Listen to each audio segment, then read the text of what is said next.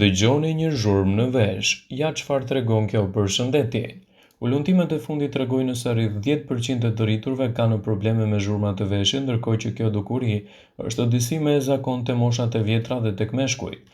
Tringëllima në vesh është një fenomen kur dëgjoni zëra pa praninë asnjë stimuli të jashtëzakonor. Arsyet për këtë mund të jenë të ndryshme. Mund të ketë ndryshime në enët e gjakut, të kokës dhe të qafës, spazmat e muskujve të veshit të mesëm, sëmundjeve në veshin e mesëm, lëndimet e kokës ose të qafës, sklerozë dhe shumëfish, sëmundje infektive, gjithashtu dhe përdorimi i ilaçeve të caktuara. Përveç kësaj, zhurmat në vesh mund të shfaqen edhe te njerëzit me presion të lartë të gjakut dhe me qarkullim të dobët të gjakut.